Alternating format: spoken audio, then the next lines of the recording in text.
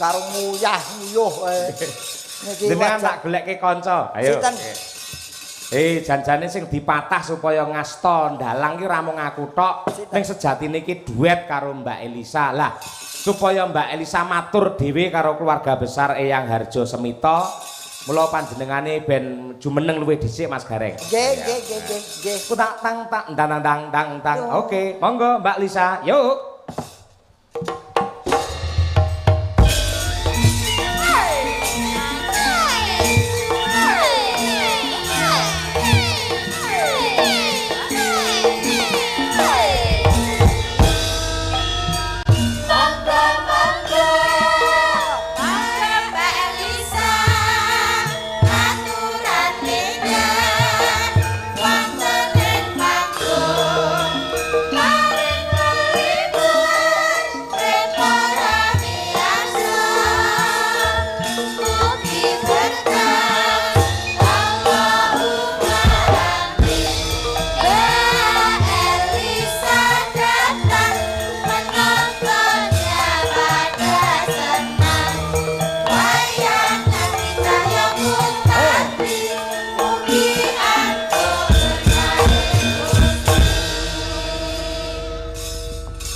Geng dalu Mbak Lisa. Ngaturaken sugeng dalu wilujeng dalu masange Yulimbo Pacaya Kuntanti ingkang kula tresnani, Pakde Gareng ingkang kula hormati lan kula puji-puji pepunden kula. Amin Yang jagat raya. Pepunden jagat raya. Aku kaya globe. Sampeyan aja kesusu seneng. Terbukti loh. Seorang gareng iki ora mung siji loh saiki teng tlecek kaya tumo ning dindi ana gareng pletek gareng niku kan berarti minul yang jagat raya. Nek ya ora kaya tumo to. Kok terus pating tlecek kaya telek. Itu berarti kan berhasil toh Pak De. Sampai di istilahnya banyak yang meguru kalian panjenenganipun. Aku ora iso berbagi rezeki arupa duit ning berbagi rezeki arupa kepinteran. Kabisan, ilmu. Nah, niku lebih apa ya? Lebih mendalam dan bisa lebih durasinya lebih panjang. Nah iki wajan kabejan piyai mriki niki sponsoran niki Elisa sapa jenengmu niku lho sampun katulis kaserat Elisa Orcarus Alaso SSN MPSI sarjana seni mambu pesing magister psikologis jangan emosi waduh jangan emosi Mas Elisa Orcarus ora pecus Orcarus Alaso. Orcarus Alaso. Injil leres. Orcarus Alaso ki apa nama marga do? Boten. Lasso ki Orcarus itu maksudnya ki shining. Nur nek cara Jawa. Cahyo. Iku. Nah sama cahyo. Cahyo. Nah, basa kerene Orcarus. Cahaya. Jane Orcarus karo cahyo iki padha. Plek. Gitu. Sama arti. Plek. Sama arti. Ning akhire ra iso plek mergo bojone galak. Iki esen ki kowe biyen sekolahe seni, leres Pak De, riyen wonten seni.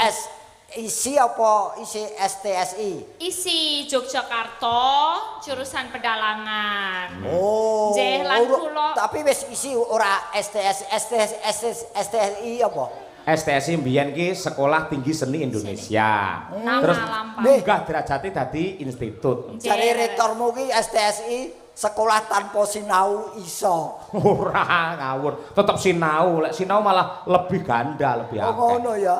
Ning nggih.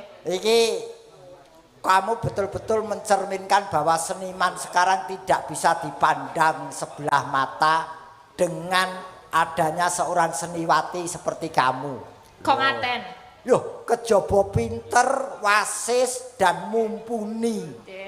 Loh, wis kowe iki paket komplit. Pinter, ayu, bawaan apik, dandan besus iso diapusi. Niku sing poin penting. Kene diapusi. Ning sing baku ngeten Mbak Elisa jenengan perlu wigati menika matur kalian Bu Sri Sagotra nggih. Kalian Bu Sri, Pak Andreas Sagotra sedaya kulawarga besar Harjo Semito. Kula menika kepatah dados dalang. Sejatosipun bengi iki nggih dalu menika kepatah dados dalang duet kalian Bapak Cahyo Kuntadi. Nggih, sampun rumiyin sanget nyuwun mendawuhi saya sama Pak Cahyo untuk duet. Biyen. Nggih, nanging dilalah kersaning Allah. Menika kula wonten alangan. Nggih, alanganipun dilalah ibu saya baru sakit jadi nggak ada waktu untuk bisa kansen. Nggih, kencan bareng karena harus menunggu di rumah sakit lama. Betul. Tadi yang nyambut gawe separuh-separuh ya ora ape. Nggih, mekaten. Jadi kemarin saya izin Bapak Cahyo sama bisa diteleponkan pada Ibu Sri dan keluarga. Menawi kula nyuwun pangapunten ingkang kathah mboten saged duet kalian Bapak Cahyo. Ning upami Elisa sios dalang mengke malah bingungke Bu wong ngomongane pating pelkutuk ngaten. Oh iya, setetek yo ngerti aku wong yo sinau nggon dalang yo Kok setetek ki apa? Paham aku, aja sepelekake aku. Ya piye? Aja sepelekake aku. Sepelekake. Aja sepelekake. Setetek aku ora mudeng kok sepelekake. Aku ya iso tetepan walaupun mung setetek mboko setetek. Setitik mboko setitik. Ora seteteke diboko. Niku maksud kula, nggih niku kula saged lah. Saged. Nggih. Ning gandeng wektune ora iso, iki ya nyuwun pangapunten kepeksa ora iso. Boten sakit. Dilalah niku nggih kula mboten Natalan kalau wingi juga karena ibu sakit sama. Jadi emang waktunya sangat mepet sekali dan sangat mendadak. Pangapunten ingkang kathah karena yang utama walaupun kita punya pekerjaan banyak, walaupun kita menyukai seni, walaupun kita mencintai pekerjaan kita, tapi yang kita utamakan itu kasih sayang kita pada orang tua. Betul. Ya. Iki patut minangka contoh. Kuwi sing marake awak dhewe iso rumaket anggone paseduluran dimulai dari rasa cinta kita nomor 1 karo ibu. Betul. Nek wis seneng karo ibu, mencintai ibu bagaimana beliau melahirkan kita, kita sadar diri. Ojo nganti natoni perkataan kita, ojo nganti natoni ibu. Ya. Seko awak dhewe menyayangi ibu, nanti kita bisa tuwuh rasa tresno awak dhewe karo bapak. Nek wis tresno karo bapak ibu, iso tresno karo sedulur kabeh sak keluarga besar Harjo Semito iki mergo seko awet mung rasa tresno karo wong tuwa. Iki. Ngono lho. Ya to. Aku kaya omongan karo Elisa iki kaya omongan karo ahli jiwa. Iya. Kok kandhane mambu pesing kuwi mau kok Pade. Nah, ben dia sangat luar biasane. Saiki Mbak Elisa ben dalang rene. Lah kowe ngopo? Loh, aku nyimpingi nang burine. Golek dhek lali sing ngelekne sapa lek ora aku. Aku mbok iso ya lungguh ning burine. Lah iki intine lak ya supaya rena penggali Bu Sri sakeluarga ngono lho. Tur ya supaya piyai kene ya do pirsa sejatine pancen si Elisa ki iso dalang. Iya. Sak capet-capet. Ora mung apa? Sak capet-capet. Apa kuwi? Basa apa? Capet-capet. Capet-capet. Capet-capet kok capet-capet. Kene Mbak, ayo. Kono. Masih ada waktu lumayan setengah jam Mbak. Ayo kene. Setengah jam. Iki wis ana iki. Apa kaya. Iki anu sing dikersakne ngono dadi pemain spanduk ngono kae dadi ben ora kecewa. Jan. Anu tulung iki sing dalang Elisa. Kowe isah-isah ning mburi ono. Dinggelmu mlocot ki ora ngono. Lah ku timbangane nganggur ngono lho. Nguyuh aku nguyuh. Ya Mbak kene Mbak. Nyuwun tepuk tangan yang meriah untuk Mbak Elisa Urcaro Salaso. Nggih, persembahan untuk keluarga Bu Sri. Ini Mbak maju. Tak pasangke mike. Loh, sing yo aku no asistene kok yo sampean iki enek-enek ora. Walah. Iso sila ora? Lek ra iso tak silakne. Ayo kene. Suwi ra metu lho iki Yan. Eling-eling aku iki. Aku tak ora nyawang kok ya. Aku tak mau diprono kowe tak. Buka silar pipis monggo lho pipis. Ayo. Gak aku ora nyawang. Ngono aku. Nah, nggih. Dadi Kesi kok ya sabar men ngono aku. Minta tolong ditali. Ngapunten ya Bu Kesi, niki nggak bisa nali sendiri saya, jadi harus ditali. Oh, kowe pomo bojoku. Iki aku sing ngono lho, Bu, karo bojoku wis diparut mesti wis. Kuwi lek bojoku ki sabar darono Oh, biayane. sabar apa bojoku nyawang ngono wis mekrok. Iki Bu, iki lho si Elisa iki lho pada tak sawang komburi ngono kok ya ngen gulumburi wah jan. Anu ojo kendo, ojo kekencengen ya. Sing pas wae ojo kendo, ojo kekendonen, ojo kekencengen. Kendo. Ora marahin teratap wah jan sengele le apik. Aja kenceng-kenceng ya. Ojo kekencengen, ojo kendo-kendo. Nggih. Ngene pas ya. Iki cempolone, iya. Cempolo. Ya, Mbak, semene cempolone. Ayo. Oh ya, penak iki nek. Pak, enak ya? Ya. Nggih. Ya. Nyuwun sewu Pak Cahya. Dalem. Ana bata dirubung semut. Cakep. Sesuk-esuk Pak Cahya awas tak sampluk parut. Tak dukung.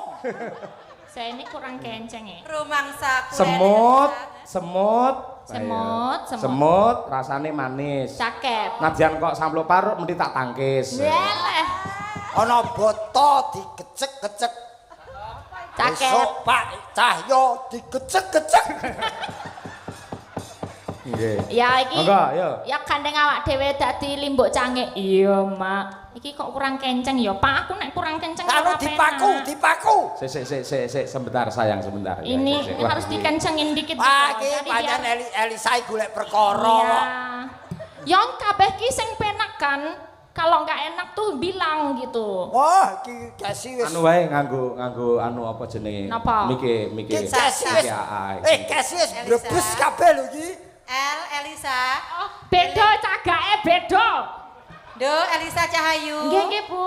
Elingo karo Bu Kesi. Awakmu teko kene dadi bintang tamu Nggih. sejak Bu Kesi lho. Iki Bu Kesi leres Wis sendika dawuh. wis pas, Mbak Elisa, pas. Pon pandan iki pas Pas, niki. ayo. Nah, Elisa. nek kenceng gini enak. Elisa ora iman-iman kowe Cahyo ki wis expired lho.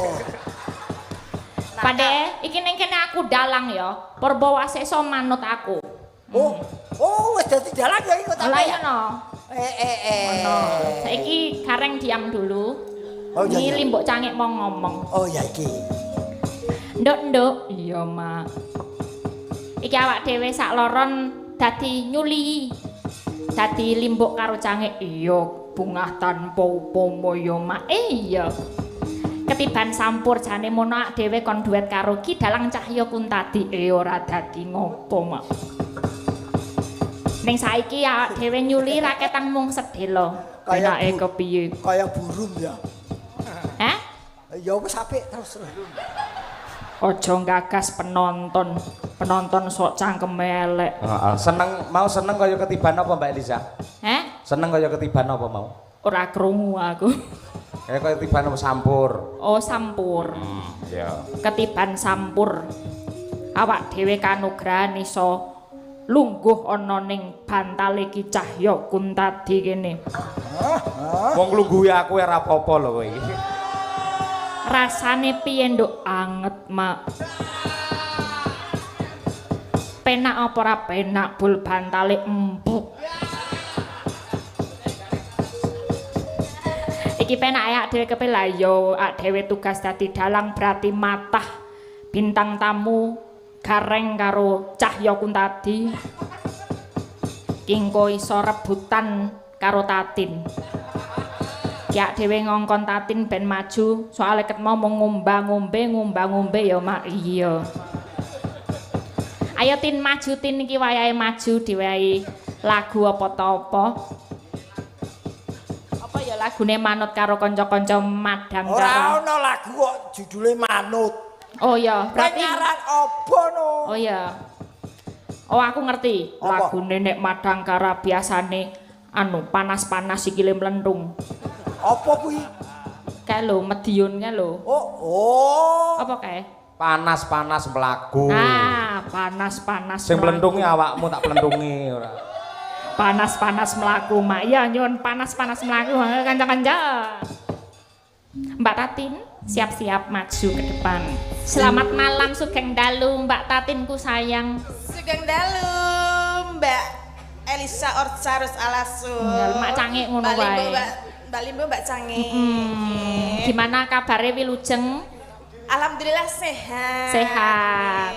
Waras toh? Ya waras, masa ya ora waras. Oh iya. Rene mau numpak apa? numpak numpak kendaraan. Numpak apa kendaraan? Mangkat jam piro? Mangkat jam 7. Oh, nah. Ngono kuwi. Apa? Nah. Pak De iki ngertos mboten kula wau ngomong napa kalian Mbak Tatin? Kowe ditakoni budalmu karo sapa? Lho. Oh niki mau. Budalmu rene karo sapa? Oh, aku karo bojoku. Bojomu nah. Bojomu nah. Bojoku, Lho toh, beda Pak De, cobi Pak De nek jenengan sik tanyain. Bojomu isih enak. Kuwi lho, ngono kok ya ora krungu to? Lah, kula kurungane ming bojomu. Lah iya, kuwi bojomu ki sik tegese sik berjalan normal ngono lho. Maksudnya niku ta? Heeh. Ya jek normal Mbak Dalan. Oh iya Mbak syukur. Limbo. Jare mobilmu Jare mobilmu Apa Pak De? Jare mobilmu. Mobilmu wis lunas. Oh. Oh saiki bahasa Pak De yo ngerti ta? Dadi mobilmu ki tau kecemplung banyu, kenal potnya kena banyu. Ya lunas. Oh iya Ampun, alhamdulillah menika. Syukur. Berarti kowe mau karo bojomu numpak mobil Berarti kowe mau karo bojomu numpak mobil njuk Aku ora Pak De bojoku. terjemahke Pak De. Napa Pak De? Kowe ning jero mobil karo bojomu ki ngono. Ngono piye? Numpak ngono lho. Ya iya numpak wong sing nyopir bojoku lho. Lah iya, kowe karo bojomu numpak mobil. Lah kok ngono-ngono tangane maksudnya piye? Lho apa ngegas ki ora ngene. Lho, nek nyopir kan ngene. Lho niki Ngegas, apa ngene iki ngene. membake sikile ngegas. Dadi ki karo bojomu ki ngono to. Nah, ngono lho, kok ngono ora paham lho. Aku mau ora ngono-ngono, sing ngono-ngono ming bojoku. Ngono lho. Heeh. Lah Pak De mau ngono-ngono apa ora? Ora aku padha lanange ki. Sak rombongan lanang kabeh. Maksudnya Pak De jek iso ngono-ngono apa ora? Ngono lho. Oh, ya aku ora ngono mergo sing ngono sopir. Oh, berarti Pak De wis ra iso. Ya kari delok mungsuhe sapa. Mungsuhe anyar ya tak ngonoke. Pak De sing ngarahke kaya kopilot maksudnya. Kae sing marane bingung kae lho. Lah ya mulane Aku ki mau ngetes lho Pak De. Apa lara mata Mau kok mbok tes? ngetes. Ngetes, Maksudnya tuh kepekaan ngono lho. Neng kene ki kan keluarga, kabeh ki keluarga. Wes. Nek pancen keluarga sedulur ki ora sah dadak krungu komplit ki ngerti dong Wes. peka ngono lho. Aku ora melu-melu iki. Lah, Iki perangi pia karo geplak ya iki. Lah Kok piye karo geplak? Weton Yogya kabeh iki. Lah ya Mbak Elisa, kita kan Iya. sama-sama dari Jogja ya. Iya. Kenapa bahasamu menjadi Loh, iki ngetes. Jare mono kowe mbiyen wis tau bodek. Kan tak tes meneh apa ya bodek tenan apa omong kurang peka ngono lho. Lah Pak Dewe langsung kedengeran langsung paham ngono. Kowe Kok Mbak Tatin ora ngomong ngerti. apa kok bodek ki apa? Bodek itu nggak bisa denger Orang- itu loh temennya. Oh sing obat obat flu kae Bu. Kayak bodrek. Bodrek itu. Lha iki Bodek. Dek nek muni budek ki ra iso. Artine bodek. Bodek. ngono lho. oh Nggak bisa denger. Oh, Rodo bo- sudorungon. Oh bodek. Bodek. Bodek. Budek. Heeh. Nek kita budek, nek Heeh. dia bodek. Oh ngono, ya wis dimaklumi sing penting ae dhewe ngerti tegese. Aku tetep ora ngerti tegese. Lah, aku Nek ki- jan lho panjenengan kok iso ngerti? Ayo, iki bahasa ngendi Jal? Aku ya mau ngarang wae kok. Tak kira iki ya ketemu. Ya ngono kuwi lho jenenge seniman iki wis sing penting peka ngerti karepe ngono ya Pak De. Oh ngono. Ngono wong bola bali wis barengan iku kudune sempak antarane aku kowe mudeng. Kok nganggo Waduh. Kok sih lho Pak De, iki mau muni piye? Aku karo kula Aku jenengan Elisa Rotatin. Elisa, kudu Heeh, sempak. kok kudu sempak Pak. Pak De, Sik kudu ngono kuwi, Pak Dek karo Ki Cahya nek awak dhewe du kuwi. Lah apa? Pampers. Ora lho maksudnya Pikiranmu apa? Sempak itu apa? Sempak itu Sempak terdiri itu- dari dua suku kata, semangat dan kompak. Nah, antarane Pak Degareng, Rocky Cahyo ceto sempak. Lah Elisa Rotatin kuwi yo kudu sempak ngono lho. Oh, Dadi kita semua harus semangat dan kompak. Kok tak kira Nah. katok cilik ya lho. Eh? Tak kira katok cilik. Oto. Mbak Tatin iso apa ngucapake apa kanggo keluarga Pak Andreas Busri, Oke. keluarga Eyang Harjo Semito. Sik sadurunge ngucap ki anake sapa mbok kon mulih kuwi. Iki Wong iki nonton to. wayang kok sedan kotak kuwi. Iki engko arep tak sangoni 100 kok engko ngewangi aku. Ayo mbok kon melu rene wae kuwi mbangane nang kono. Ah, itu sekali tempo dadi bintang tamu lho. Heeh, engko bar iki, bar iki. Aja cerewet semene iki engko sing bayari aku kabeh ngawut ya ora. Alah kowe Suara. bengi iki kowe karo aku kuwi melu kes. Melu Bukesi, betul. Oh, padha andane. Ayo, Ayo Mbak matur. Tatin. Nggih. Kagem keluarga Busri kalian Pak Andreas mugi tansah pinaringan sehat nggih, lancar rezekine, mugi tansah apa jenenge? Apa lha apa? Kok aku dadi ngeblengkos sih. Mugi tansah pinaringan lancar rezekine. Rezeki. Terus tansah Rukun. guyub rukun, bahagia mulya mboten enten apa Alangan sawiji setunggal napa. menapa ngenten nggih. Nggih. Aku nek kon ngomong karo kaya Elisa ora iso. Blek. Tur ya kowe iki ndongake wong ki ya percuma kowe ndongakno awakmu dhewe sik. Oh ya, Mbah. Karena- Mbah. Babeh. Lah Aku sampean meso aku lho Pak De, saya rodok meso Aku lho. kepethuk Tatin tuwa men mbah. lah ketok iki biyen ki kulite ki urung jengkerut-jengkerut ngene kok saiki wis Memang arep muni nek wis ngeluntong ngono to.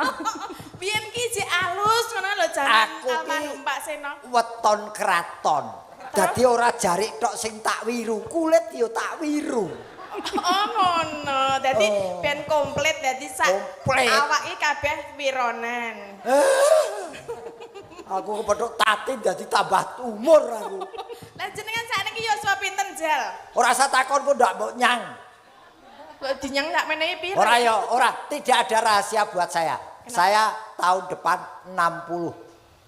60. Wis tuwek ya. Mulane kok diyun nimbah kok ora gelem. Lah aku urung duwe putu kok. Apa nek mbah iku kudu ndek putu? Meh duwe putu lho. Meh. Nek ciri khasé wong diundang mbah ki yen wis duwe putu, sok yen putuku lahir undangan Oh, mbah. 60 tahun kok urung ndek putu ya. Loh, aku tertib kok. Tertib ta? Oh, berarti iki belum mbah. Ya sepurane nggih. Sapa jenenge Om? Ah, kuwi leh wang-wangun. Om. Piye-piye om. walaupun lanjut usia, orang itu pengennya dianggap punya jiwa muda. Oh ngono. Tadi walaupun lanjut usia, itu pengennya dianggap berjiwa muda, tetap timur. Cah loro ki do arep rebutan warisanku waduh. Ya ora. Kene mbah kono jiwamu. Wis iki saiki kowe kudu diketoke kaprawiranmu mumpung kepethuk dalang wedokan kuwi. Kok dalang wedokan? Kok dalang wedokan? wedok. Iya dalang wedok ning ki cake kaya wong lanang dadi wedokan. Nah, Mergo dalang kok tetep sikape kudu kaya wong lanang. iya Wong bener. lanang. Nek dalang wedok iki malah penak apa luwih gampang apa luwih angel? Lho, Angel dalang wedok kuwi. Angele piye? Angele iki nggo nyabetke wayang kuwi ora seprigel karo dalang lanang. Ora iso? Ora iso seprigel dalang lanang. Mergane? Mergane iki delok ya. Lho. Nah, ana sing mengganjal. Nggon arep nyabetke iki ana sing marai ganjel kuwi lho, kuwi sing Tapi ini marake ra keprak iso. ya jek. gene ora ana sing ganjel, sok meneh dalang dilaminating. Kaya ana dalang laminating dulu ke Wong kari fotokopian. kabeh iki kari anu sing carane kepiye kok terganjal oleh situasi dan kondisi. Nah ya, Iya ya, dicoba. Elisa luar biasa apa-apa iso lho Pak. Iso wis Dalang iso, Iso. nyanyi iso, Nyinden oke. iso, Nabuh oke. nyopet ya oke. Nyop. Iki lho kancamu dhewe lho. Iki Mbak Tatin ono spesial permintaan lho iki. Napa? Ah, Mbak Tatin kudu gandrung Pak Cahyo Kuntadi. Ki ono permintaan tenan. Dadi sing gandrung kudu Mbak Tatin. Pak Cahyo Kuntadi carane iki pasif. Nah, sing aktif sing wedok. Nah, engko sing dadi embane Pak De Gareng. Aku ora mlebu aku. Lah piye? Ditonton wong akeh dadi ban. Lah kon dadi Loh, apa? Yo. Purba Waseso ki dalang lho, bebas dalang arep Dadi kepiye aku kok. bendahara. Oh, bendaharane buka sibuk niki nganu nggih kula nyuwun izin nggih menika. Ah, nggih wis siap kok. Mbak Tatin gandrung Pak Cahyo Kuntadi. Terus lakone apa? Lakone gandeng sing wetok sing gandrung berarti Mbak Tatin dadi suminten ngono. Kun, ayo kun. Kun cengelmu iki ora. Nah, Oh, yo Sing aku. komplit ngono lho. aku- Cahyo Kuntadi Pak kancing. Cahyo Oh, lah, lah, lah. Kuntadi engko dadi Mas Broto. Mesune karo Elisa kok ndemoke karo aku. Ayo. Ya. Oke. Biasanya aku lek diperintah karo sapa-sapa iki emoh. Mau terus. Gandeng sing perintah iki wong ayu to, dadi aku gelem malian iki. Oh, ya. Pak. Iya, sama-sama. Oke. Alah, Ini tenang aja. Ini cowoknya pasif. Jadi yang aktif nanti harus yang cewek. Nah, kalau Omongan Mbak ini. Tatin kurang aktif engko tak kritik engko dicomot karo Bu Kesi. Oh, dicomot kok wis lunas kok. Oh toh, kok aku urung. Iki piye posisi kula pripun iki? Oh jenengan dados broto, mengke sik nganu sik ngoyak-oyak ben Mbak Tatin lah. Maksudnya Mbak kula linggo napa ngadeg? Oh lah. Ya ngadeg. Nah menika perbuatan penonton pripun Pak Cahyo menika jumeneng napa lenggahan mawon? Jumeneng nggih Pak. Wong nggih. lanang iki kudu ngadeg. Nggih, pangapunten Pak Cahyo.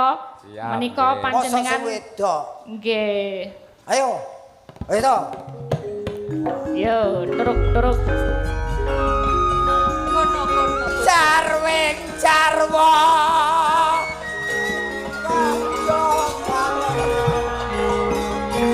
Pak De Gareng nyiarin dulu ya Pak De. Ya. Dun, para rawuh. Gandeng pemainipun ketoprak namung kalih monggo kula aturi kondur mawon. Aja no. Nyiarke sing apik ngono lho. Nggih, dalu menika giaran ketoprak Cahyo Kumala. Kanthi sesirah apa? Kanthi ira-iraan. Kairan. Nggih niku lakon apa? Suminten gandrung. Suminten gandrung. Suminten itu. Gandrung. Tok tok tok tok tok tok tok tok tok tok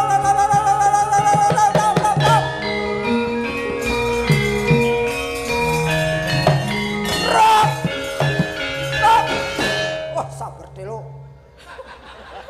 Ngopo? Kantem lampu lho. Polahmu kaya ngono kok ora. Ayo, Mak. Mas Broto. Kusik. Ndak sawang yen ora kleru kang dadi panyawangku. Iki kaya suminten sing mrepeki aku. Kula Den Mas Broto, kula menika sampun madosi panjenengan wonten pundi-pundi kemawon kok ya ketepune nang kene ngono lho. Bukesi ora sir pipis-pipis sik ngono lho ta? Den Mas, Kepiye kula suminten? menika madosi panjenengan ket wonten pundi to? Kusik Apa ya, kudune kowe lak ya ngerti karo tata krama. Lah napa to? Kowe iki wong wadon. Kudune pinter ndelikake wadine. Kenapa kok kowe wani gepok singgol kelawan aku, suminten? Lah kula menika sampun kapang saestu kalian panjenengan lho Den Mas. Banjur yen wis ketemu karo Mas Broto, apa sing bakal ndok tindakke ae? Kula pengen ngomong sethithik kalian panjenengan. Mara kage matura sing ndok karepake kepiye? Den Mas, menika wiranipun kok mboten sae kula benake to Den Mas.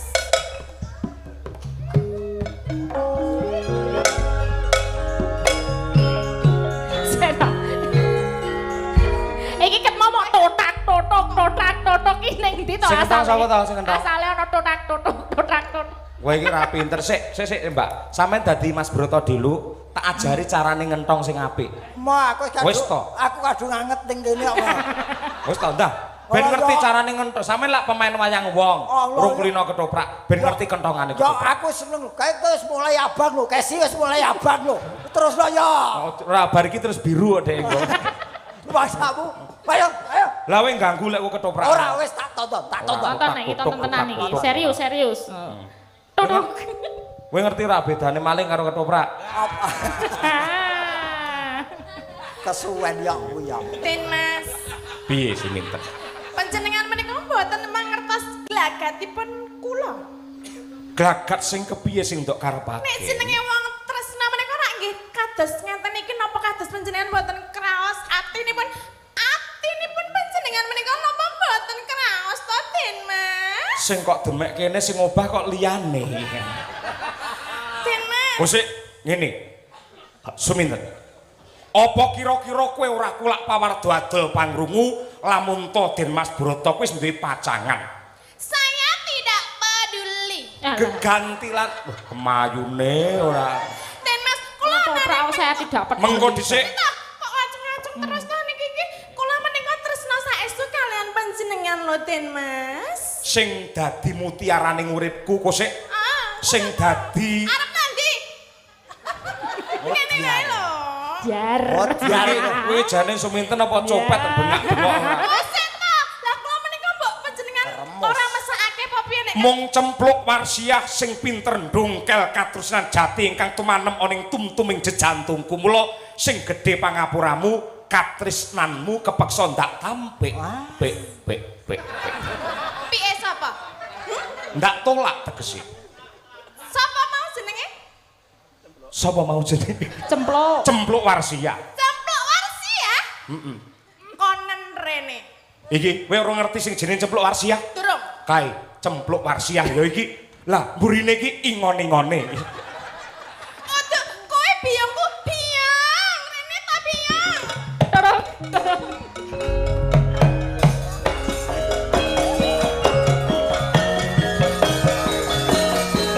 Lah, ya.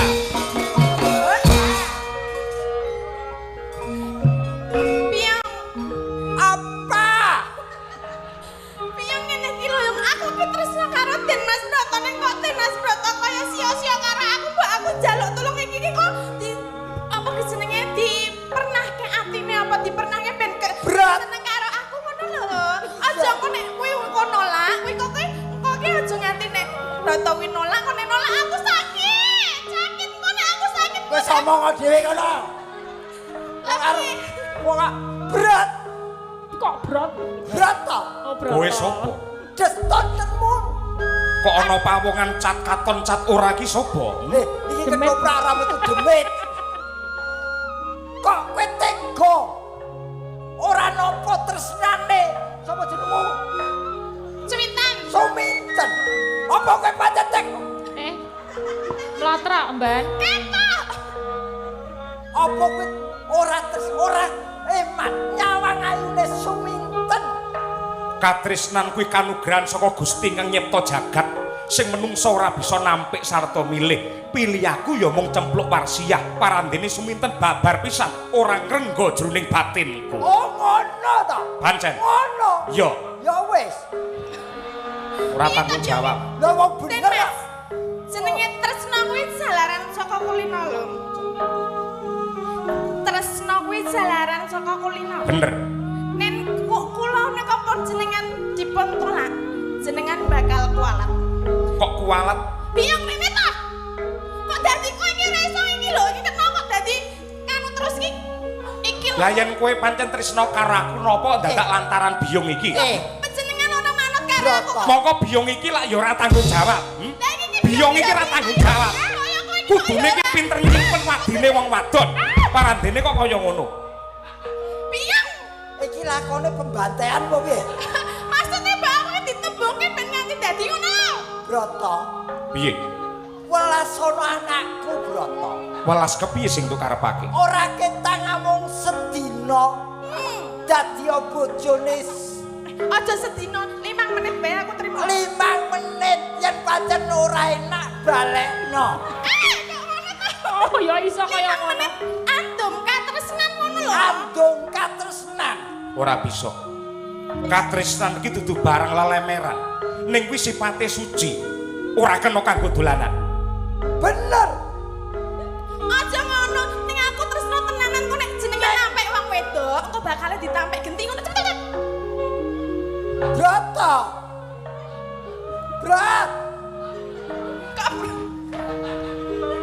Toto.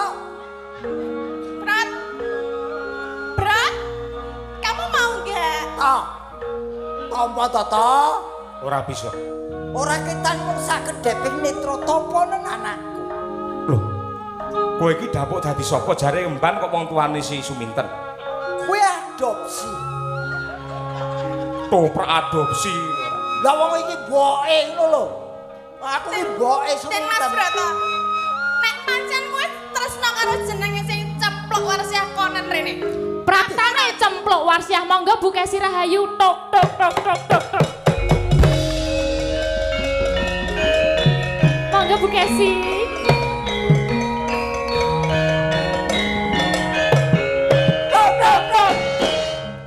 Kok malah aku sing dadi cempluk. Ora iso. Iki ora. Ayo Bu. Oh, Ora iso. oh yang karo iki aku. Bu Kesi dados cempluk nggih niki penonton nggih. Aku metu saka anggota ketoprak aku. Tidak bisa. Ini gara-gara rumah tanggaku hancur karena kamu. Memangnya yang bisa dalang cuman kamu. Oh, Sana, kamu jadi cempluk. tepuk tangan untuk Bu Kesi. Wah, iki tak estu niki Bu Kesi akan menjadi dalang. Siap. Tintingane 6. Wayangnya dibubarke tenanan iki. Oh. Masane sing iso dalang wong kowe iki. Kuwi lek jejeg, kuwi lek jejeg keprak buanter mau ning omah bagane jejekin dasku kok. Gandane kang sekar kedua. Tepuk tangan para lega. Lawan kembang-kembang menor. Bagi iki dalane akeh men. Arum. Ora sanggup iki. Mah aku kuwi tipakmu, mah. Winaran ayat-ayat tayan kanthi kusum mangambar waraku sing dupa kanggo melon kelon kadi mega lir membo bakara. Piye coba? Wah, Masa luar sing iso biasa. dalang kok Elisa tok? Sayangku, luar Masane biasa. kok bisa? Aku malah lagi ngerti sampean iso ndalang apike kaya Iso mengkono. itu diterus kena serpek ayo. Nandani lawang to kowe. Lihat langning kalanggian aglar pandang moncar ayo. Sing marahi sapa kowe? Sanjis, ayo sangan.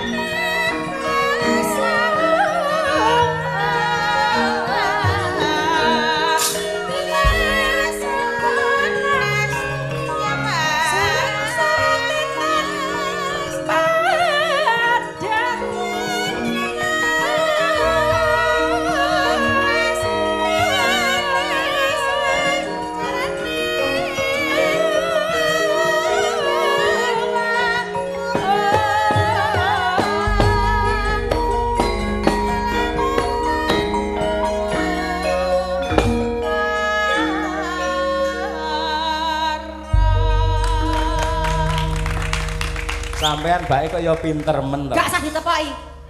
Ora usah ditepoki. Kok apik aku ora tau. Sakit. Sakit Elisa mbok lem-lem mbok pangku. Pangku aku wis 2 minggu ra mbok kapak-kapake ning omah. Aku ra melu masane. Iki gara-gara gareng iki lho, gareng iki lho. Neng kene ketemu Elisa aku gak digawe. Apa kuwi? Apa kuwi? Aku janjan Aku yo pinter sing ndalang. tukang Aku yo obong. pinter ndalang. Iya aku percaya, perkara awakmu percaya. Apa kuwi? Aja meneh kok dalang ngremus bojo iso. Ya wis tak ngapura. Ning aku sayang sik. Wah, Dicium. yen pancen kowe ora gelem, kene tak wakili. Aja. Dicium. Tinimbang Elisa. timbang diwakili gareng tak cium ya ora apa-apa. Ayo, sapa? Sapa sinden sing nesu sapa? Kene. Kok aja arep ngene sih, Den? Sudah. Ini cuman fragmen saja.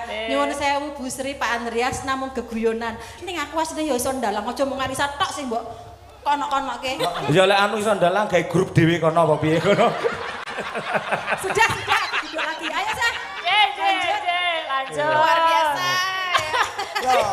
Saya sok guyon jenenge geguyon ya kaya ngene iki. Ketoprak bar ki. Baro. Balik ke separuh.